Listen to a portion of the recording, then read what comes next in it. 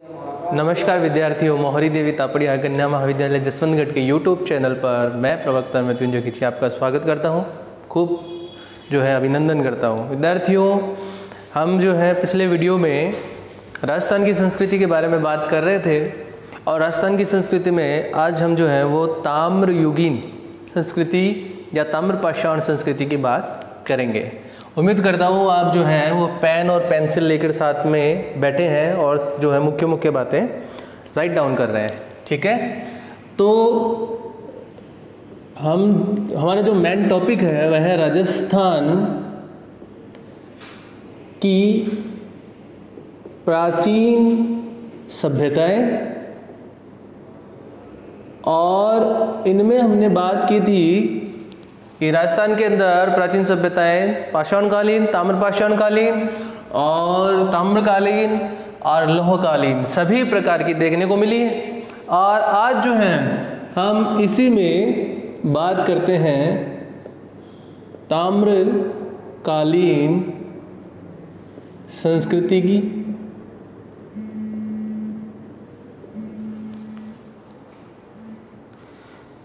और ताम्रयुगीन सभ्यता में जब बात करते हैं तो राजस्थान में तांबे के अवशेष वो विभिन्न भागों से प्राप्त हुए हैं। और ताम्रपाषाण युगीन संस्कृति के दर्शन हमें मुख्य रूप से इसी के अंदर हम वह ताम्र पाषाण कालीन संस्कृति के जो दर्शन हैं वह आहड़ में करते हैं। आहड़ कॉलेज के या महाविद्यालय के पाठ्यक्रम के लिहाज से और कंपटीशन एग्जामिनेशन के लिहाज से अगर बात करते हैं आहड़ की, तो बहुत ही महत्वपूर्ण बिंदुओं में इन्हें गिना जाता है। ताम्रयुगीन संस्कृति की अगर बात करेंगे तो आपके सिलेबस में गणेश्वर यह दिया हुआ है, और अगर ताम्रपाषाण संस्कृति की बात करेंगे तो आपके सिलेबस में दिया हुआ है आहड़। तो आज वह आहड़ से शुरुआत करते हैं। ठीक है, सबसे पहले नाम लिखते हैं आहड़, और यह स्थान किसी भी संस्कृति को हम बात करते हैं तो सबसे पहले हम उन्हें वो विभिन्न रूपों में पढ़ते हैं कि इस संस्कृति की वह स्थिति कहाँ है। इस संस्कृति की सबसे पहले स्थिति की बात करेंगे, फिर समय की बात करेंगे या काल क्रम की बात करेंगे, फिर बात करेंगे इस संस्कृति के अंदर खोजकर्ता या उत्खनन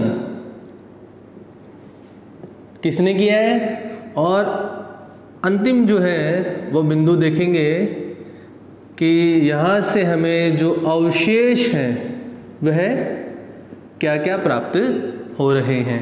तो स्थिति के अंदर अगर हम बात करते हैं तो इसके उपनामों की भी चर्चा कर लेंगे। ठीक है, सबसे पहले बात करते हैं तो उदयपुर नगर से लगभग 2-3 मील दूरी पर स्थिति की बात करेंगे तो उदयपुर से लगभग 2-3 मील दूरी पर स्थित पहला बिंदु, ठीक है, स्थित एक आहड़ कस्बा है। एक कस्बा, ठीक है, किसकी बात कर रहे हैं हम? आहड़ की बात कर रहे हैं। ठीक है, तो ताम्रकालीन संस्कृति, इसको विद्यार्थियों में थोड़ा दूर लिख देता हूं ताकि आपको कंफ्यूजन नहीं हो।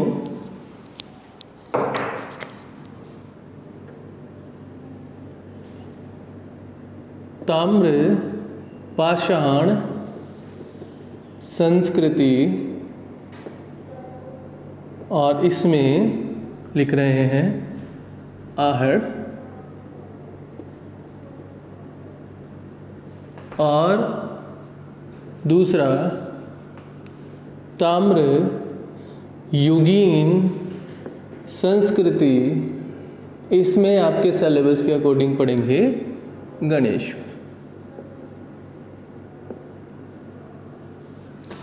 ठीक है, आहड़ की चर्चा आज हम यहाँ इसमें कर रहे हैं। तो एक कस्बा है और लगभग समय जो है वह ऐसा माना जाता है कि 4000 ईस्वी पूर्व का माना गया है। मेवाड़ के अंदर जो बेड़च और बनास नदी जो है उसके कांठे में स्थित यह सभ्यता देखी गई है। अगर स्थिति की ही बात करते हैं तो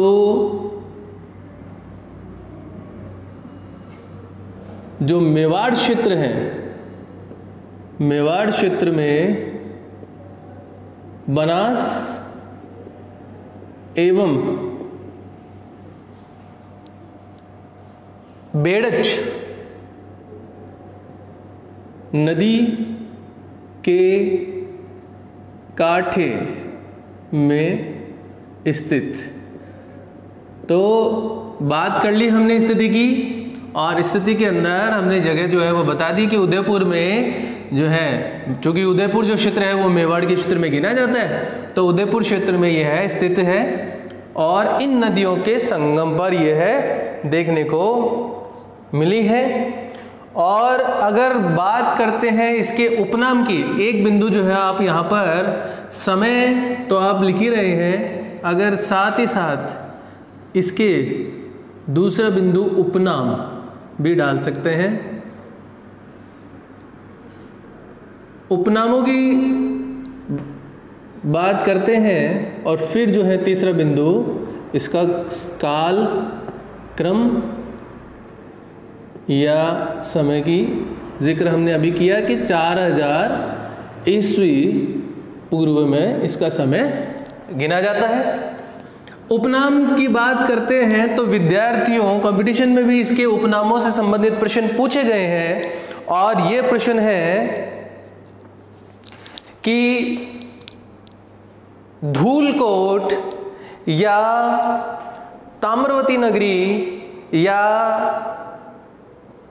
आघाट दुर्ग किस जो है वह संस्कृति के लिए प्रयुक्त हुए शब्द हैं। तो हम यह देखते हैं कि आहड़ का प्राचीन नाम, सबसे पहले देखेंगे प्राचीन नाम जो है वह ताम्रवती नगरी था।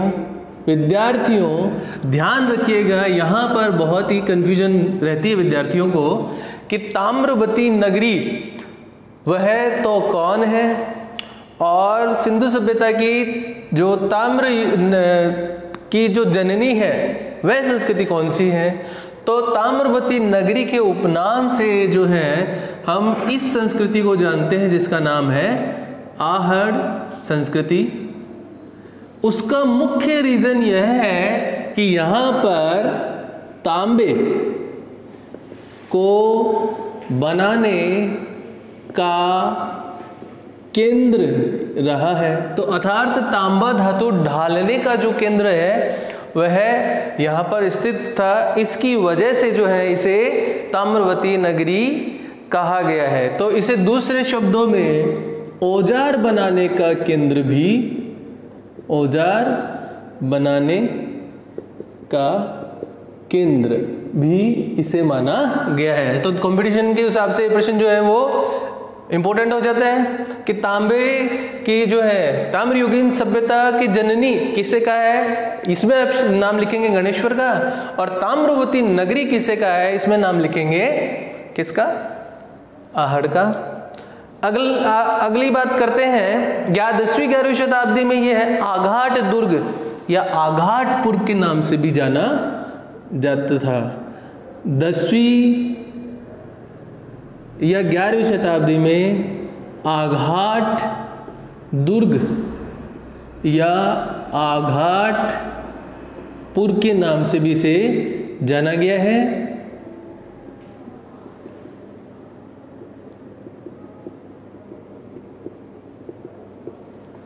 ठीक है, तो दूसरा उपनाम यह हुआ।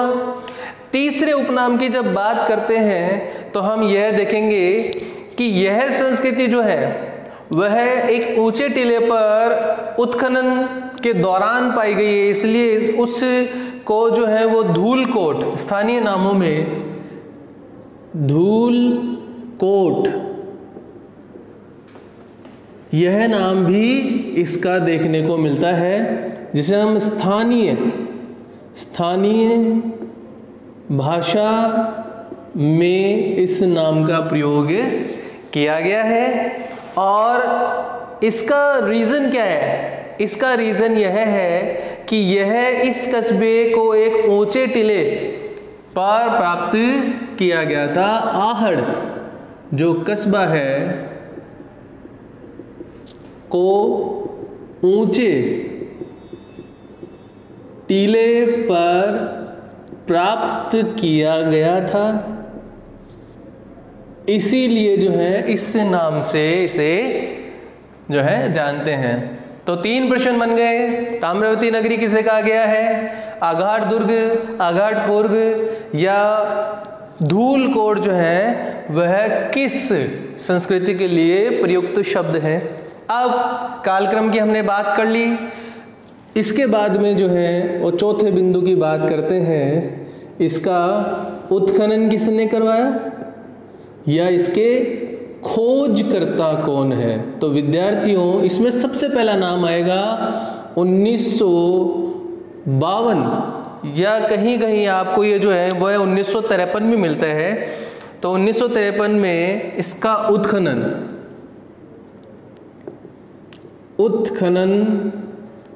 का श्रेय वह दिया गया है पंडित अक्षय कीर्ति व्यास को।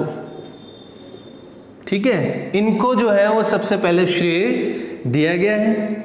पहले खोजकर्ता जो है वह है ये। अब दूसरे 1952 से 1953-54 में इसका व्यापक रूप में उत्खनन करवाया है रत्नचंद्र अग्रवाल ने। तो यहाँ पर आप डेट लिखेंगे 1953 से 1954 व्यापक रूप में उत्खनन करवाया किसने? नाम आप लिखेंगे रत्नचंद्र अग्रवाल।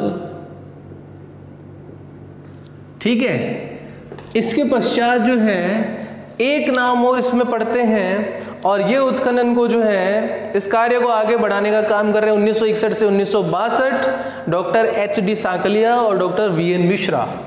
1961 से 62 दो व्यक्ति हैं उत्खनन जारी रखा, या आपको दूसरे शब्दों में जो है वह ये भी कह सकते हैं कि पुनः उत्खनन करवाया।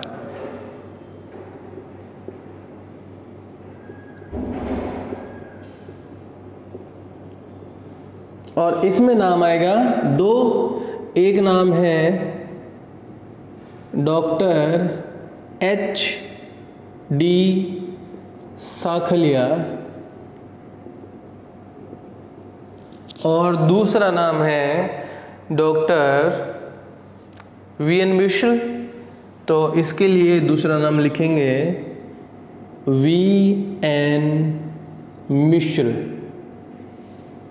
इन दोनों ने जो है इसका उत्खनन करवाया है व्यापक रूप में, और यह कहा है इन्होंने कि यह एक ग्रामीण संस्कृति थी। तो अगर विद्यार्थियों आपको बहुत ही डिटेल में ये प्रश्न पूछ ले कि ऐसे कौन से इतिहासकार हैं जिन्होंने ये कहा है कि यह संस्कृति जो है वह ग्रामीण संस्कृति थी, तो आप इसमें नाम देंगे डॉक्टर HD सांकलिया और डॉक्टर VN मिश्र का, जिन्होंने 1961-62 में इसका उत्खनन जारी करवाया या पुनः उत्खनन करवाया और ये नाम हमें बताए हैं। ठीक है, उत्खनन या खोजकर्ता जो है इनके अंदर जिन जिन के नाम आते हैं वह आपको मैंने बताए हैं। अब अंतिम बिंदु है इसका अवशेष। तो अवशेष जो है हमें किस किस तरह के प्राप्त हुए हैं उनकी बात करते हैं।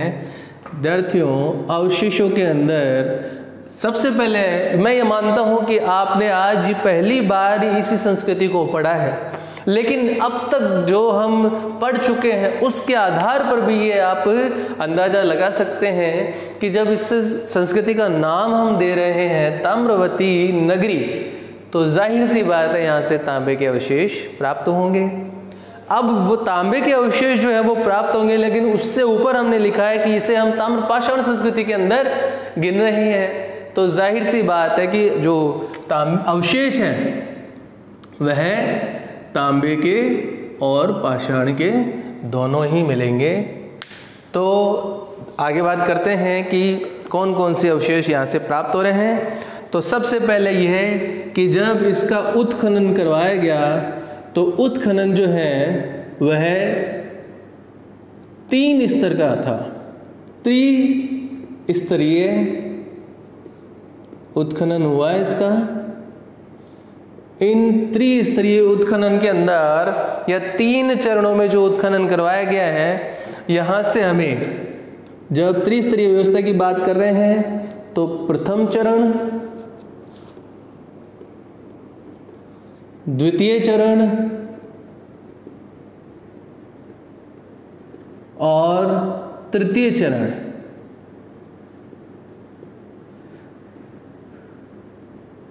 ठीक है। तीनों ही चरणों से जो है हमें विभिन्न प्रकार के अस्त्र शस्त्र या औजार या अवशेष प्राप्त हो रहे हैं। तो प्रथम चरण में स्फटिक पत्थरों के प्रयोग की बहुतायत मात्रा में प्राप्ति हुई है। स्फटिक पत्थरों के प्रयोग की बहुतायत मात्रा में जानकारी हमें प्राप्त हो रही है, ठीक है। दूसरे स्तर पर जो है हमें यहाँ से वह कांस्य, ताम्र कांस्य और लोह युग के उपकरण प्राप्त हो रहे हैं। ताम्र, कांस्य एवं लोह युग के उपकरण प्राप्त होते हैं। और तृतीय चरण की बात करते हैं तो तृतीय चरण से हमें मृद भांड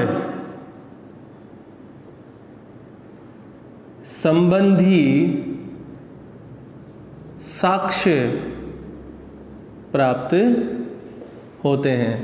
तो विद्यार्थियों, आहार से संबंधित जो महत्वपूर्ण प्रश्न है उन महत्वपूर्ण प्रश्नों में इनको शामिल करना बहुत ही आवश्यक है। और आप देखेंगे कि यह जो है लगभग आपके सामने जो है 20, 30, 35 के करीबन प्रश्न बन रहे हैं कि जो राजस्थान के अंदर जब प्राचीन संस्कृति की बात करेंगे तो ताम्रपाषाण संस्कृति के अंदर किसे गिना गया है, उनके उपनाम कौन कौन से हैं, कालक्रम कौन सा है, आर्य संस्कृति किस नदी के तट पर है या जो है किस जिले में स्थित है, ये जो कस्बा है ये जो है उसका उत्खनन करने वाला कौन है, उत्खनन को जारी करने वाला कौन है, उत्खनन जो है वो पुनः करवाने वाला कौन है, व्यवस्था किस प्रकार की है, त्रिस्तरीय व्यवस्था है। तो प्रथम चरण में कौन से जो अवशेष प्राप्त हुए हैं, द्वितीय चरण में कौन से अवशेष प्राप्त हुए, तृतीय चरण में कौन से अवशेष प्राप्त हुए, और जो है धूलकोट उपनाम से किसे जाना गया है। इसके अलावा जो है यहाँ से अवशेष जो प्राप्त हो रहे हैं वो कौन कौन से हैं, तो उनको अब आगे देखते हैं। उम्मीद करता हूँ यहाँ तक जो है आपको सब चीज़ें क्लियर समझ में आई होगी। और अब जो है बात करते हैं तो इन अवशेषों में जो है हमें सबसे पहले बात करते हैं तो घर अवशेषों के अंदर सबसे महत्वपूर्ण बात करेंगे कि हमें यहाँ से जो है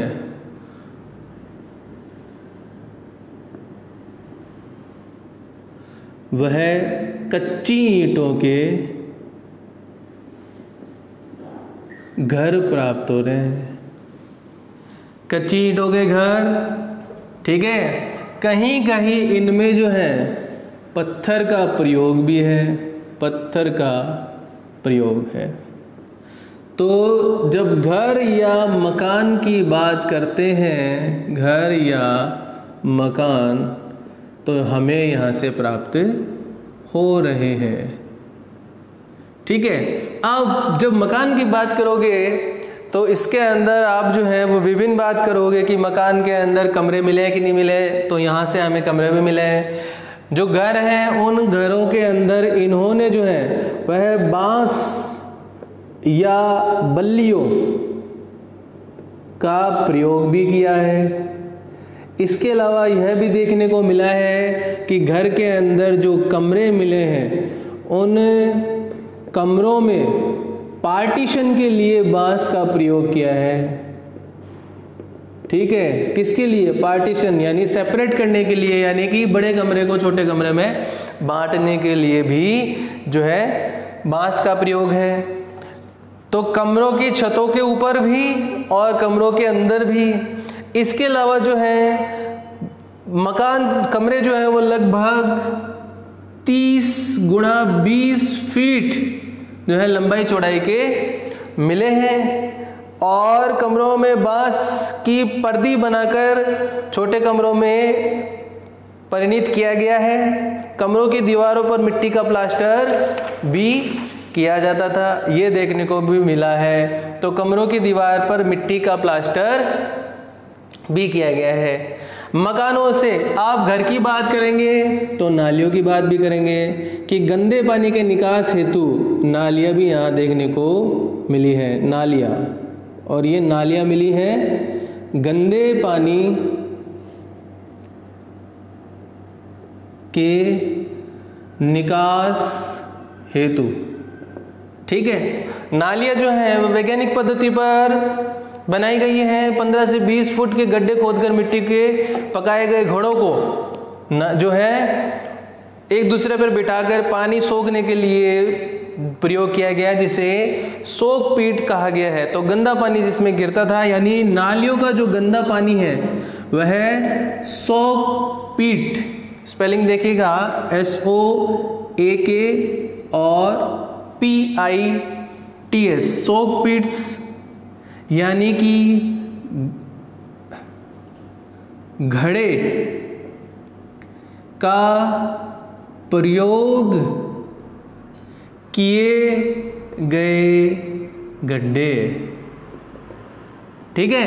घर का गंदा पानी जो है वो नालियों में, नालियों का गंदा पानी सोक पीट्स, यानी कि अगर हम बात करते हैं तो इस प्रकार के ये घर है और ये नालिए से गंदा पानी का निकास हो रहा है, और ये निकास जो है वह इन सोक पीट्स में से हो रहा है, और यहाँ पर जो है इसका जो गंदा कचरा है वह इसमें इकट्ठा हो जाएगा, और इसके जो खुला भाग है इस खुले भाग से पानी आगे निकल जाएगा। इस प्रकार की व्यवस्था देखने को यहाँ से मिली है। ठीक है। तो घर के बाहर जो है यानी कि साफ सफाई का पूरा ध्यान है, और जो गंदा पानी का निकास है उसकी समुचित व्यवस्था देखने को मिली है। मकानों के फर्श मिट्टी और गोबर के जो है लेप से बनाए गए हैं। उत्खनन से प्राप्त जो है सामग्री है। अब इसके अलावा जब इससे आगे बढ़ते हैं और उत्खनन से प्राप्त सामग्रियों की बात करते हैं, उम्मीद करता हूँ यहाँ तक जो है आपने लिख लिया होगा।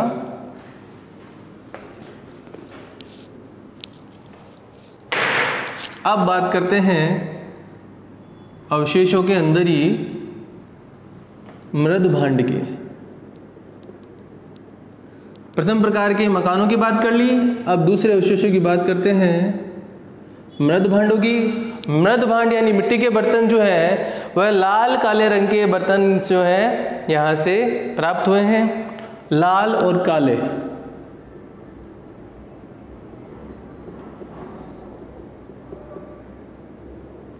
ठीक है। इस प्रकार के मृद भांड यहाँ से हमें देखने को मिले हैं। और इसके अलावा जो है आहड़ वाले चाक पर बर्तन बनाने के जो है जानकारी रखते थे। चाक पर बने लाल और काले व भूरे रंग की मिट्टी के बर्तन पर ग्लेज की चमकदार की पॉलिश की गई है। तो ये जो लाल और काले बर्तन हैं यह चाक पर बने हैं और इन पर जो है, इन मृद भांडों पर जो है वह ग्लेज की चमकदार पॉलिश की गई है। लाल व काले जो बर्तन हैं इन पर ग्लेज की पॉलिश की गई है। ठीक है, चाक पर बने हुए ये हमें प्राप्त होते हैं। इसका निचला भाग तो लाल होता था और गले के ऊपर व अंदरूनी भाग काला होता था। तो ये जो बर्तन हैं इनके निचले भाग काले, अर्थात अगर हम इस प्रकार की बात करते हैं तो निचला भाग जो है वो काला है और ऊपरी भाग जो है, ऊपरी व अंदर का भाग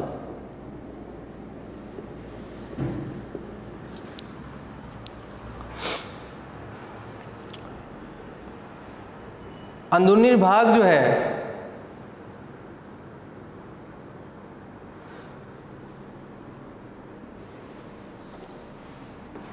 इस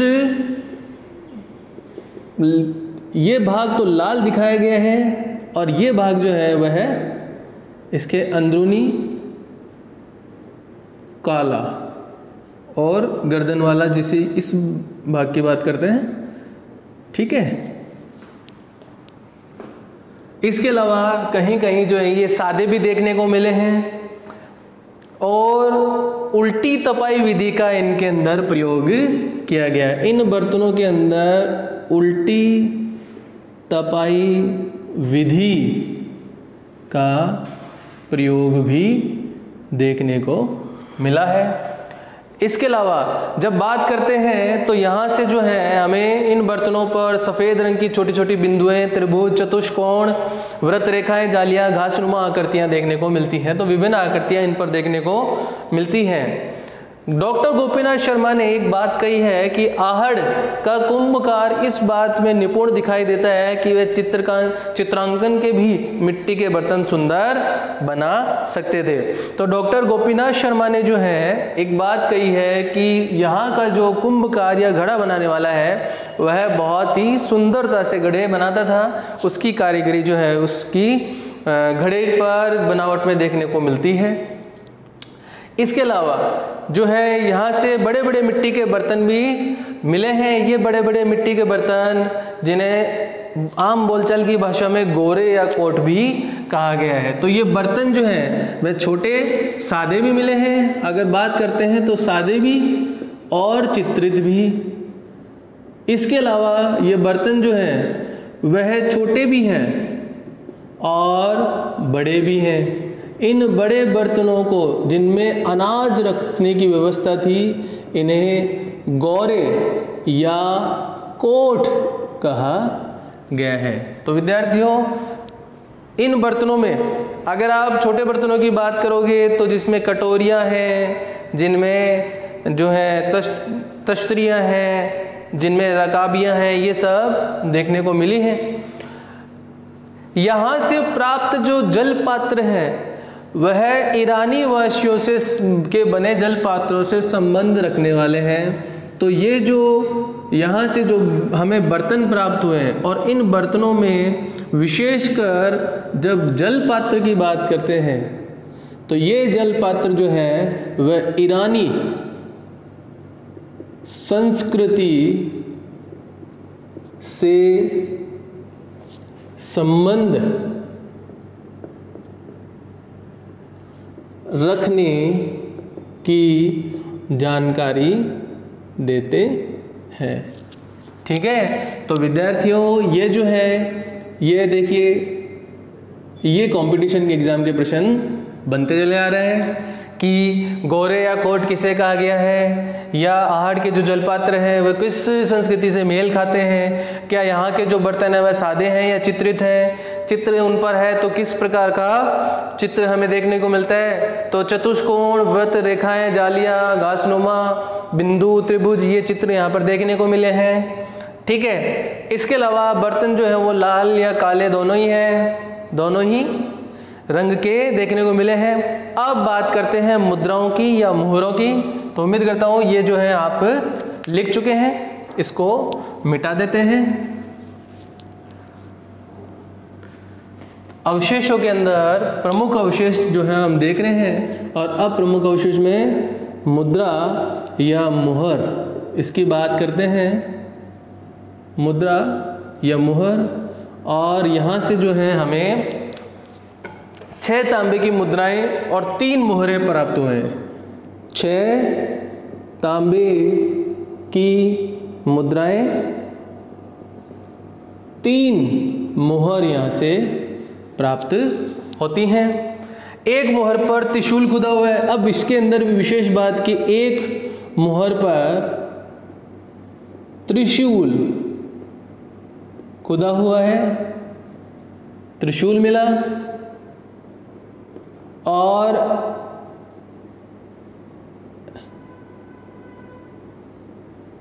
एक मुहर जो है उस पर अपोलो को खड़ा हुआ दिखाया गया है। या दूसरी मुहर लिख सकते हैं, दूसरी मुहर पर अपोलो को खड़ा दिखाया गया है।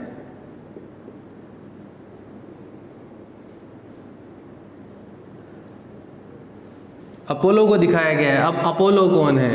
यूनानियों के द्वारा जो है वह सूर्य देवता के लिए इस्तेमाल किया गया शब्द अपोलो है। अपोलो जो है जिसमें खड़ा दिखाया गया है, उसके हाथों में तीर और पीछे तरकस है। हाथों में तीर व पीछे तरकश है। और विद्यार्थियों, विशेष बात यह है कि उस मुद्रा के किनारे पर यूनानी भाषा में कुछ लिखा है। इस पर यूनानी भाषा में कुछ लिखा गया है। तो अर्थात यह जो मुहर है वह यूनानियों से संबंधित हो सकती है, और लिखित विवरण जो है वो अस्पष्ट है। इसीलिए जो है इस पर क्या लिखा है ये बता नहीं सकते। लिखित विवरण जो है वह स्पष्ट है, लेकिन यह दूसरी शताब्दी ईसा पूर्व का प्रतीत होता है। इसके अलावा जो है यहाँ से हमें तांबे की कुल्हाड़ियाँ, अन्य उपकरण की जब बात करते हैं, अन्य उपकरण, और अन्य उपकरण में तांबे की कुल्हाड़ियाँ, इसके अलावा अंगूठियाँ, चूड़ियाँ,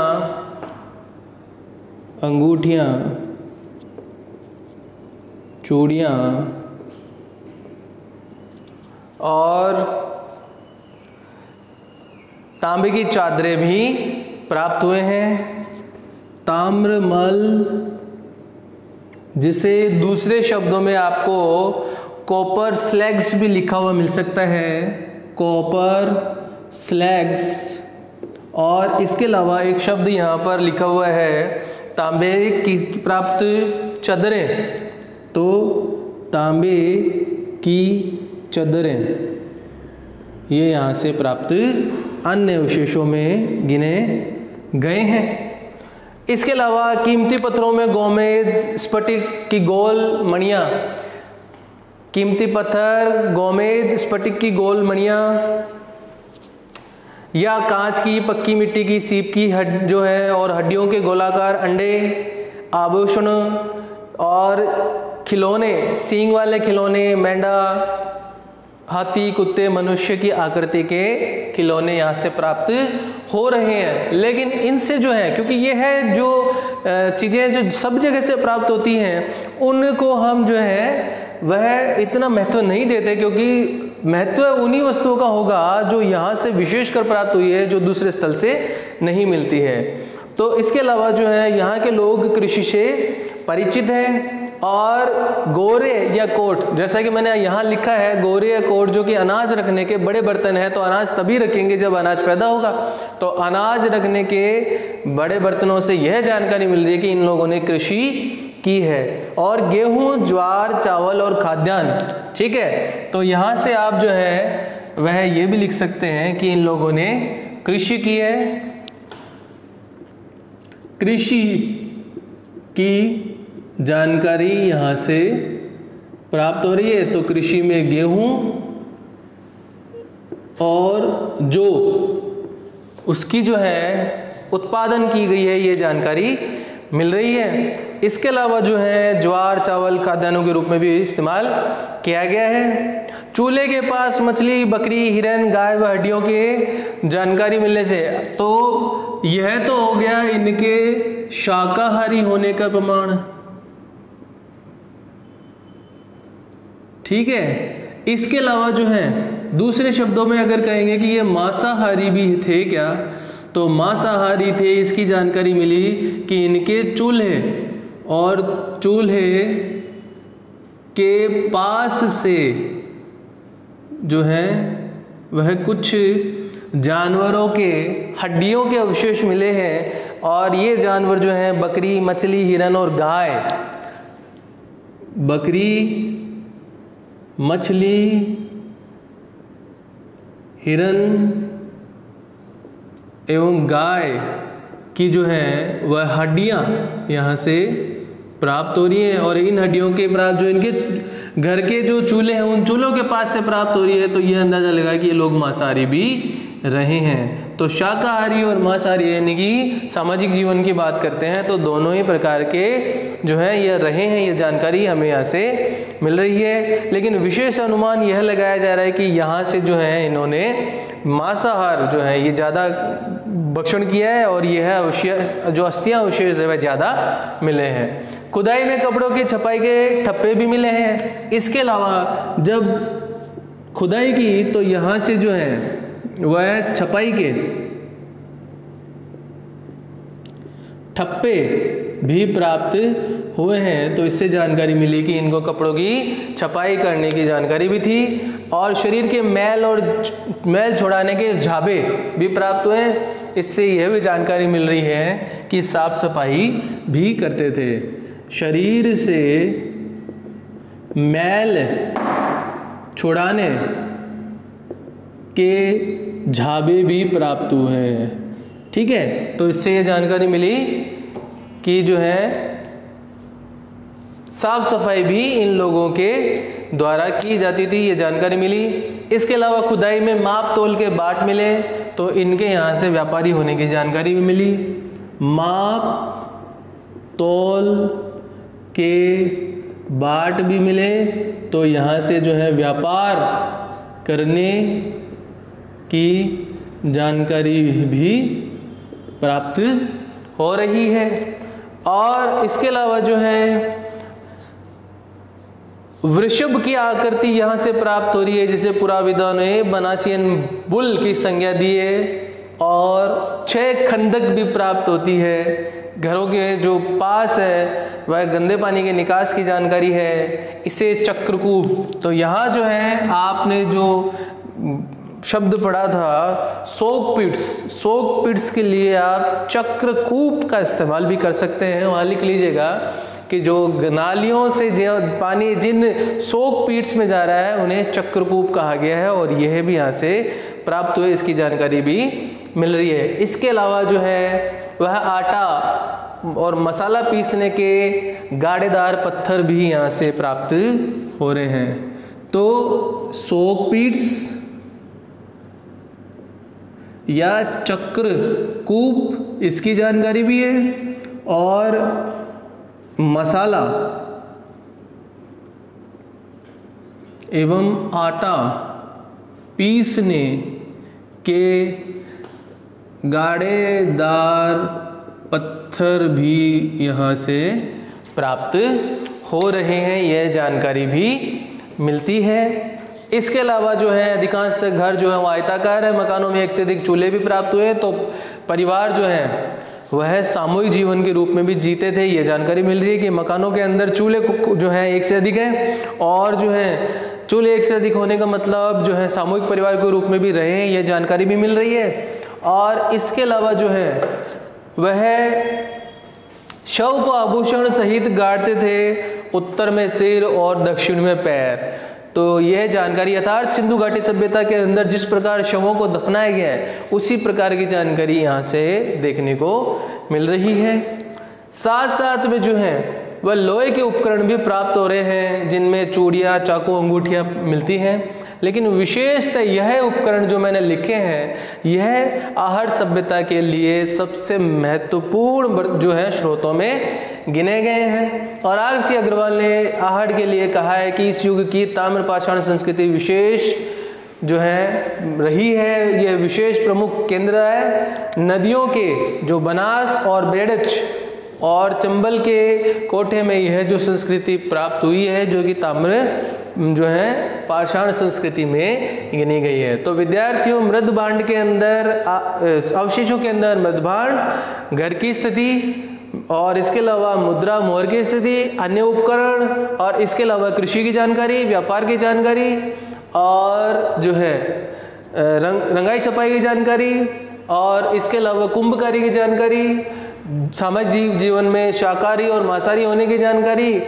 और जो है एकल और सामूहिक परिवार में रहने की जानकारी जो है यहाँ से मिलती है। यह जो है आहट की संस्कृति यह आपको छोटे स्तर से लेकर बड़े जो कंपटीशन एग्जाम है उसमें भी पूछते हैं। और मुझे ऐसा लगता है कि जो जानकारी मैंने आपको इस वीडियो में दी है इससे बाहर जो है वह महाविद्यालय के स्तर पर या छोटे कंपटीशन एग्जाम के स्तर पर इससे बाहर नहीं पूछते हैं। तो उम्मीद करता हूँ आप जो हैं साथ साथ में इसे पढ़ रहे हैं। तो वीडियो अगर पसंद आया हो तो इसे लाइक कीजिए, शेयर कीजिए, सब्सक्राइब कीजिए और साथ साथ में जो है वह पढ़ते रहिए। धन्यवाद।